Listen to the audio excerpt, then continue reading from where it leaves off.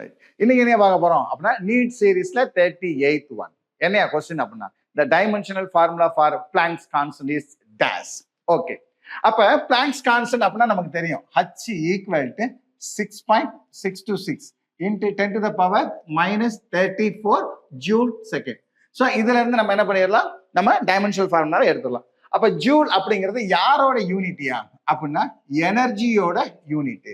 இப்ப எனர்ஜி அப்படின்னா போன ரீல்ல நான் கைனடிக் எனர்ஜியை எடுக்கலாம்னு பார்த்தேன், ஆனா பொட்டன்ஷியல் எனர்ஜியை எடுத்தாச்சு. அப்ப இப்ப எதை எடுத்துக்கலாம், கைனடிக் எனர்ஜியை எடுத்துக்கலாம். அப்ப half mv ஸ்கொயர். இந்த half அப்படிங்கிறது டைமென்ஷன்லெஸ் கான்ஸ்டன்ட், விட்டுறலாம். மாஸ், யூனிட் ஆஃப் மாஸ் என்னையா, கிலோகிராம். வெலாசிட்டி அப்ப மீட்டர் பெர் செகண்ட். அங்க என்ன இருக்கு நமக்கு, ஸ்கொயர்டு. அப்ப கிலோகிராம். இந்த square is common to first term and second term. Metre square per second square. Okay, இவனை இங்க தூக்கிட்டு வாங்க. அப்ப ஜூல் செகண்ட் அப்படின்னா என்ன வந்துடும், kilogram metre square per second square into second power -1. -2 + 1 -1. So kilogram metre square per second. இதை எனக்கு டைமென்ஷனா மாத்தியா, என்னையா, M L square t power -1 is the dimensional formula for Planck's constant. Full video வேணும்னா subscribe பண்ணுங்க. லாங் வீடியோஸ் நம்ம update பண்ணியிருக்கோம். Okay.